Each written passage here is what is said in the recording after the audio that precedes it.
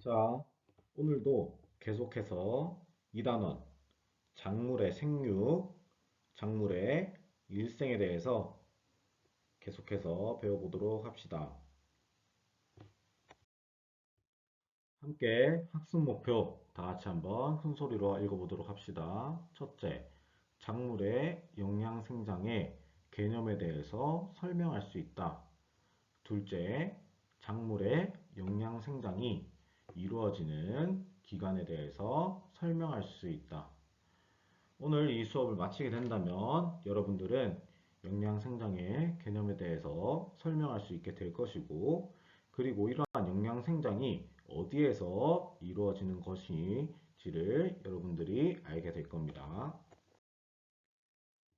오늘 배울 작물의 영양 생장을 배워보기 앞서서 지난 시간에 학습한 영양생장기와 생식생장기가 무엇이었는지 다시 한번 개념을 복습해 보도록 합시다. 먼저 영양생장기는 작물에 있어서 어떠한 시기라고 했었죠? 그렇죠. 꽃눈 분화 이전의 시기라 했었죠.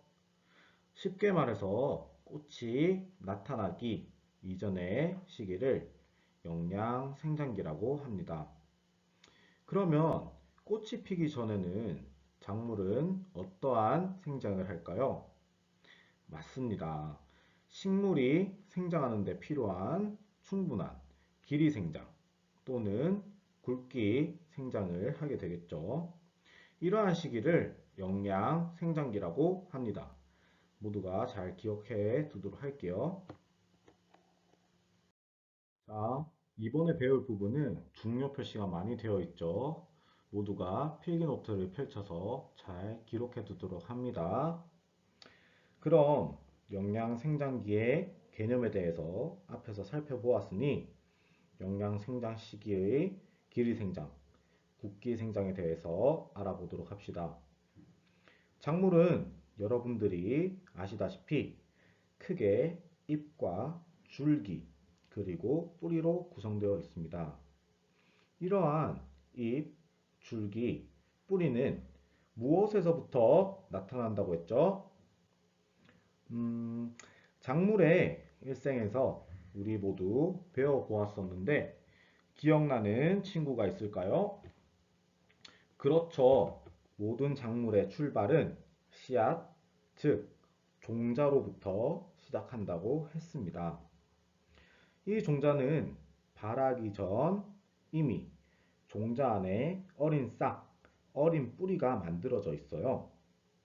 이러한 어린 싹, 어린 뿌리가 영양분을 공급받아서 종자 내부에서 길이 생장을 하게 되어 종자 껍질을 뚫고 나옵니다. 이렇게 종자 껍질을 뚫고 나온 것을 무엇이라고 했나요? 그렇죠. 발화라고 했었죠. 모두들 잘 기억해주고 있네요. 따라서 처음 작물은 종자에서부터 출발할 때도 길이 생장을 하고 발화를 하고 난 뒤에도 길이 생장, 국기 생장을 하며 영양 생장을 하게 됩니다. 그럼 이러한 영양 생장은 잎, 줄기, 뿌리에서 어떠한 부분에서 어떠한 기간에서 생장이 이루어질까요? 바로 각각의 잎, 줄기, 뿌리에 있는 생장점이라는 부분을 통해서 작물의 길이 생장이 이루어지게 됩니다. 여기서 중요한 개념, 생장점은 반드시 기억해 두도록 합니다. 다시 복습해 볼게요.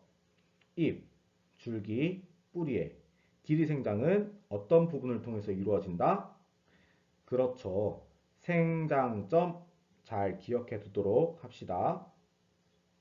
또 뿌리는 토양과 맞닿아 있기 때문에 생장점에서 뿌리가 길이 생장을 하게 되면 어떻게 될까요?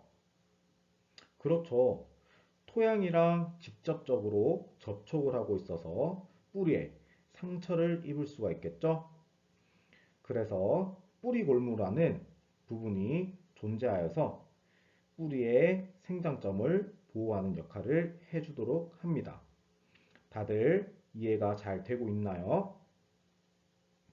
그럼 다음으로 작물의 국기 생장에 대해서 알아봅시다.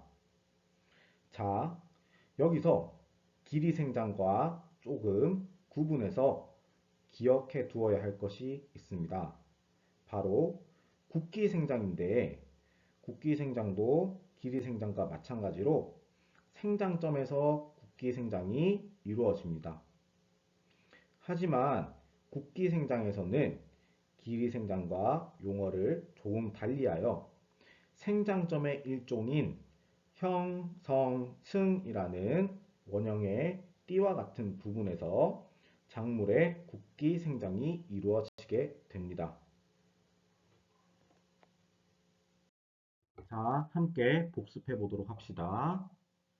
1번, 잎, 줄기, 뿌리의 생장인데 종자 속에 있는 어린 뿌리, 어린 싹은 어떠한 부분을 통해서 생장이 이루어진다고 했었죠?